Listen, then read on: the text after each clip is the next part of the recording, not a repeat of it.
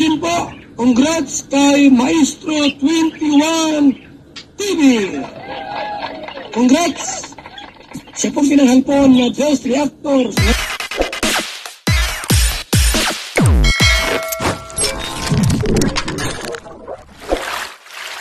Alright, mga kalingap, isang mapagpalang umaga, tanghali, gabi po sa inyo lahat. Sana po ang lahat ay nasa mabuting kalagayan at ligtas po sa anumang kapahamakan. Saan man po kayo dako ng mundo naroroon. Ako po muli ang inyong lingkod, Maestro 21 TV. At sa ating video ngayong araw na ito, tayo muli ay magbibigay ng ating panibagong reaksyon tungkol po sa mga kaganapan po na nagaganap dito po sa loob o ng bakuran po ng Kalingap. At sa ating video ngayong araw na ito, ang paksa po ng ating reaction video ngayon ay yung pabonggang. Yung pong naganap po na ribbon cutting o house blessing po ng kauna-unahan pong pabahay po ni Papa Joms. Talaga naman pong pinaghandaan po ni Papa Joms po ang event na ito at kung nakita po nyo, nasaksihan po ninyo kung gaano kalayo yung nilalakad po ni Papa Joms mula po doon sa highway. Talaga naman po napakalayo pala at pakipot po yung daan, di po ba?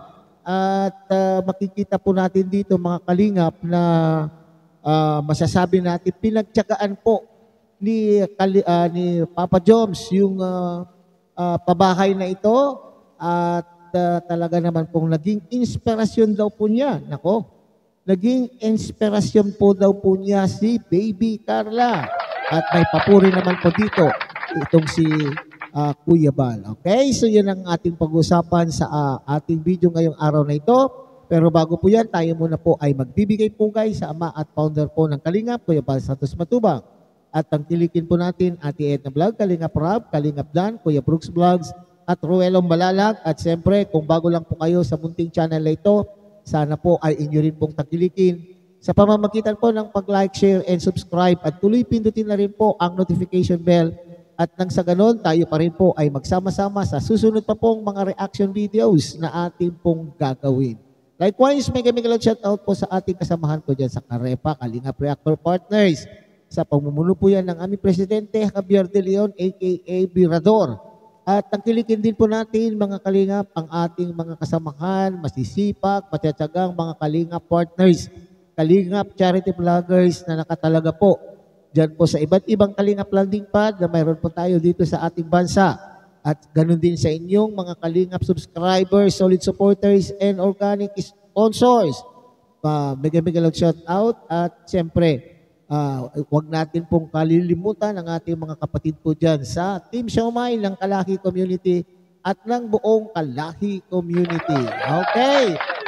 So, bago po tayo magbigay ng ating komento, kuro-kuro, opinion at reaksyon tungkol po sa bonggang, sa first pabahay po ni Kalingap Jomar o ni Papa Joms ay sabay-sabay nating tunghayan ang isang maikling video clip po kung saan pinapurihan po ni Kuya Bal ang Papa Joms at siyempre yung inspirasyon po, yung pagkakasabi po ni Papa Joms kung sino yung naging inspirasyon niya upang mabuo ang pabahay na ito at kung paano po rin niya, okay, paano po niya na-scout ang pamilyang ito na talaga naman pong ayon po sa kanya ay sila po ay qualified na pabahayan. Kaya po napili po ni ni Papa Joms na sila po ang unahing pabahayan. Halika kayo mga kalingap, tunghayan po natin ang isang maikling video clip na mula po sa live po ni Kuya Bal noong house blessing. Ang pabahay na ito po ng Team Kalingap ay pang 237 housing party po ng Team Kalingap. At nakatawa po kasi yung first pabahay po ni Jomar ay very organized. Grabe po, parang may kasalan dito. May tarpaulin. May mga lubo-lubo pa. At higit sa lahat, may dalawang litson. Ito ang litson, kita mo. Wow, May isang ah, baka. naman, talaga naman. Okay, so yan na mga kalingap, napakinggan po natin yung sinabi ni Kuya Bal. Pag inyo pong makikita po naman, talaga naman pong binusisi, pinaghandaan po talaga po ni Papa Joms, ha? Talaga naman pong binigyan niya po ng panahon, ha? Hindi biro po yung mag-set up po ng ganyan mga kalingap at saka yung pag-iisip po ng konsepto. Nakita po naman po ninyo ay mayroon pong canopy, may tent, kung saan po yan kinuha po ni Papa Joms. Okay? So yung paghahanda pa lamang po sa venue, para naman pong magmukhang kaaya-aya sa mga bisitang darating ay talaga naman pong pinaghandaan po ni Papa Joms. Kaya siguro ay tayo po rin po ay magpapasalamat sa mga naging kasama po dyan ni Papa Joms na mga tumulong upang maigayak po ang pinagdausan po, ang lugar kung saan po idadaos po ang event na yan, mga kalinga pa. So tuwang-tuwa po si Kuya Bal na makita na lahat ay na si Papa Joms ay nagpapabahay na rin. Okay, so ito naman po yung programa po ni Kalinga, ni Kuya Bal, mga kalinga, Papa Bal tuloy. Ito naman po yung talagang programa po ni Kuya Bal, mga kalinga pa, na lahat po ng inimbitahan po niya dyan sa Lighthouse na maging mag-train para maging charity vlogger, harinawa, lahat po sila ay makakapagpabahay. Pero sa ngayon po, marami pong nauna po kay Papa Joms ay hanggang sa ngayon ay wala pa tayo nakikitang pabahay. Okay? So, siguro dito sa puntong ito ay kinakailangan po ito siguro ay para tayo ay matulungan ng mga solid and generous sponsor. Talagang yung hahanapin po natin ay yung tao o yung pamilya na karapat dapat na tulungan at nang sa ganon ay mainggan nyo po itong mga sponsors na ito na tumulong din po sa charity vlogger na ito upang sa ganon ay napabahayan. Okay? Malay po natin, hindi po ba? So ipagpatuloy nga natin mga kalingap. May isang kalabaw. Gusto ko po marinig, no? Gusto nating marinig kung paano nagawa ito ng isang Papa Joms. Kasi mahirap gawin ito ganito. No? Very organized, meron pang ganito mga ano ini, isang galing to. Ito ba, inarkila ba ito? Galing sa barangay. Hindi ko ito magawa. Pero nagawa po ni Papa Joms. Tawagin natin. Papa Joms, paano mo ginawa ito? At paano mo na ka-scout? Ito, pamilya ito, Papa Joms. Ikwento mo sa amin kung ano. Wala yung tatay, ay nasa yung tatay dito. So hello po, magandang umaga, araw po sa ating lahat. So, una-una po, gusto ko munang pasalamat po sa Lord. Kay God po, kasi binigyan po tayo ngayon na may magandang panahon. Kasi kanina umuulan, so maraming salamat po. And sa God po, kay God sa lahat ng blessings. Siyempre po, salamat din po sa buong team Kalingap, lalo na po sa founder po na si Kuya Val. Thank you very much po sa pagdating po. Actually po, kinikilig po ako kasi ang isang founder po ng Kalingap ay nandito po. Wow, kinikilig daw po si Papa Joms, mga kalingap po, nakikinikilig, Kasama po natin. Salamat po, sis and sis. Siyempre po, Kalingap po na, kakalungkot bro, wala si Ate Eta, pero mayroon daw bisita. Kaya maraming salamat po. Sa inyo po, andito lahat, maraming salamat po. And yun po, paano ko po ba nakilala po ang pamilya po ni Nanay Nessie? Bali, ang kwento po dyan, kasi po sila Nanay Nessie po is halos kapitbahay lang po namin. So marami po kami mga kapitbahay po na nung nalaman po na nasa charity vlogging po ako, kasama po ang Team Kalingap, sila po ang nag-refer po sa akin po. Dahil nakita po nila yung sitwasyon po ni Nanay Nessie. Yung bahay po ni Nanay Nessie po sa ngayon, para lang po siyang siguro ito po, tapos kalahati lang ito. Diyan lang po silang nagsisiksikan. Wala po silang dingding. Yung dingding po nila is na po ng kapitbahay nila. Tapos wala rin po silang sariling palikuran. Pag natayo po kayo, hindi po kayo makatayo ng matuwid. Pag naulan, pati sa loob umuulan. Pag maaraw, sobrang init po. Wala rin silang kuryente, wala rin pong tubig. So, nung una pong pag-ano ko po sa kanila is, dun po ako agad na parang nag-ano po yung damdamin natin kasi ang isang nanay, tayo naman po, kung halimbawa po yung isang nanay, ang mama po natin, parang hindi natin maano na ganun yung sitwasyon nila. Si Nanay Nese po, solo na lang po siya, solo parent. Meron po siyang, ilang anak na po? Ilan po anak niyo po? Meron po siyang 7 anak po. Grabe, Halos 7. karamihan po is maliliit pa. Wala pong stable na trabaho po.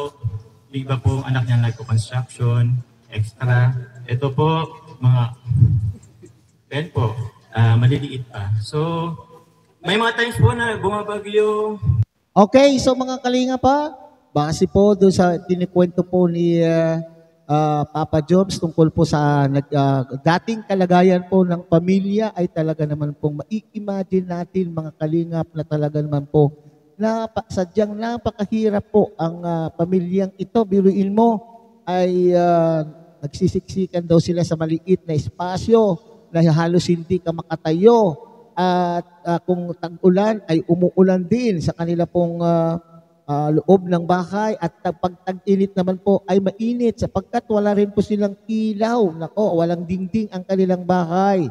At ang pinakadingding na lamang po siguro yung kapitbahay po nila, yung pader na pagitan po ng kanila pong kapitbahay. So ito po yung pamilya na talaga naman pong ito yung pamilya na kapag ito po ay na-feature o pag ito po ay naitampok sa mga video po ng ating mga Kalingap partners, Kalingap charity vloggers, pasasaan po yan kundi mayroon at mayroon matitinag ng puso ng ating mga kababayang may kakayanan magbigay o So, parang actually, hindi na lang po magbigay o anong tawag dito? Magbigay po ng kanila pong oras o maglaan ng kanila pong pag-aari o kayamanan para matulungan po ang mga ganitong klase po ng pamilya. Hindi po ba mga kalingap? Kahit konting ulan po, nagsisiksikan po sila sa pinakadulo kung saan lang po sila hindi mababasa. May mga panahon na sila rin po pagtulog, yung mga bata po is nagkakasipaan kasi wala pong maayos na espasyo. So yun po, hanggang sa since na-bless naman po tayo. Wow. Na-bless po tayo. Kaya inanong po na magkaroon ng first project po. Ayun nga po, pabahay po. So sila po yung una kong napili. At ano rin po, taga-Naga. So nakatuwa po na kamakailan lang po naglungsad po ang Team Kalinga po ng bagong landing pads po dito sa Naga. At ngayon po, meron na po tayong pabahay po dito po sa Naga. Kaya maraming salamat po. Palakpakan po natin lahat. Siyempre, gusto ko po pasalamatan po, siyempre, lahat po ng supporters, sponsors po ng Jomcar. Actually po, ito pong pabahay ay hindi lang naman po nag-ano po ako. And siyempre po kasi si Carla po at kasama din po yan sa naging inspirasyon ko po sa paggawa ng bahay. Wow! Talaga naman, baby Carla. Siyempre, nakilala po, mas lalong nakilala, bagamat kilala na po si Papa Jones nung siya po ay pumasok sa Kalingap, pero mas lalo pa po siyang nakilala ng ating mga generous sponsor nung sila po ay nagtambal ni Baby Carla. So, ibig sabihin, ay mayroon din pong ambag na, anong tawag yan, suporta. Okay, hindi man suportang financially, ay moral support itong si Baby Carla. Kasi kaya nga sinabi, na-inspire din po siya. Okay. Nagsilbing inspirasyon po si Baby Carla para magpatayo ng pabahay para sa ating mga kababayan na walang kakayanan pong magkaroon ng sariling bahay. Wow! Okay, sige. Baka susunod yung bahay na natin. Ipagawa ko. Pero yun po, sa mga sponsors, maraming salamat po. sobrang dami niyo po. Hindi ko po kayo maisa-isa, pero alam ko po alam niyo po sino kayo. Siguro po mabanggit ko na lang po sa live. Salamat po sa sa catering services po, na all the way from Noboa. Maraming salamat po. Sa ano rin po na, sige po, sila po, banggitin ko lang po sila Tita Olive, Tita Ka, Tito Bong, Tita Marilyn, Tita of Taiwan, Tita Selma, Ate Ichi, Tita Selsky, and Tita Jessa. Sila po yung may dahilan po kung bakit po meron po tayong magandang setup po ng balloons, decoration po ng ating catering. Kaya maraming salamat po. Actually po, hindi ko po ito magagawa kung ako lang. So, proud po ako na meron po tayong mapagmahal na mga sponsor, mga generous, Correct. mga kasamahan po natin sa Kalingap po. Kaya yun po, masaya po ako na meron po tayong ganito. Actually po, ito pong pabahay po ito is, kaya inano ko po ito para kay Kuya Val. Thank you kay Kuya Val. Kuya Val, gusto ko lang po ipabot kayo, Kuya Val, Kalingap at kila Ate Edna. Maraming salamat po sa programa po inyo. Ito po, dati po hindi ko po, parang gusto ko sumama kay Kalingap kasi nakikita ko po, yung mga gawa niya po is parang gusto ko gawin. Ngayon, ito po, nakapagpabahay na rin po tayo. And inaalay ko po itong pabahay po to. Dahil po, para sa inyo po, Kuya Val, ang ating founder. Maraming salamat po. So yan mga Kalingap ha. Okay. So yung ginagawa po ng mag-ama, yung founder po ng Kalingap at sa Kalingap Rob, mga kapatid, mga Kalingap, ay talaga naman pong malaking impluensya sa ating mga nagiging charity vloggers. Para sila po ay magpatuloy po doon sa programa po na sinimulan po ni Kuya Val, di po ba? Pero dangal nga lamang yung mga iba medyo nadi-discourage kasi nga po sa panahon na ito, alam na po naman natin, it is a fact na ang charity vlogging ngayong panahon na ito ay hindi kumikita. So, papaano na lamang po ang ating mga Kalingap partners na hindi kumikita ang channel? Papaano po sila makapagpabahay? Okay? So sana itong ginagawa po ng ni Papa Joms ay ipagpapatuloy po lang po sana at magsilbing inspirasyon po sana sa iba pang mga charity vloggers, lalo na po yung mga unang pang mga charity vloggers na hanggang ngayon ay hindi pa po nakakapagpabahay. Sa maraming kadahilanan, hindi ko naman po kayo inaano mga Kalingap partners. Maaaring sila po ay hindi pinalad. So lahat naman po tayo ay unahan dito sa buhay, sa mundong ibabaw ay unahan lang po at swerte-swerte. At sinerte po si Papa Joms na nagkaroon ng mga generous sponsor upang po siya po ay makapagpabahay. So ipagpatuloy po ninyo yung ating gagawain na ito sa ating mga sponsors. Sana po ay huwag kayong magdadalawang isip kung mayroon naman po kayong kakayanan at sana po ay hindi po kayo magsasawa na tumulong po sa ating mga Kalingap. Tumulong at maniwala sa programa po ng Team Kalingap. Okay? So hanggang dito na lamang po tayo. Mga Kalingap, muli, tangkilikin po natin Kuya Val Santos Matubang, Ate Edna Vlog, Kalingap Rob, Kalingap Dan, Kuya Brooks Vlog, at Ruelo Malalag. At siyempre, pinapakiusapan po kayo ng inyo pong lingkod na sana po tangkilikin din po ninyo ang munting channel na ito sa pamamagitan po ng pag-like, share, and subscribe. At tuloy pindutin na rin po ang notification bell at nang sa ganon, tayo pa rin po ay magsama-sama sa susunod po pong mga reaction videos na ating gagawin. Muli, isang mapagpalang umaga, tanghali, gabi po sa inyo lahat. Mabuhay po kayo at God bless everyone.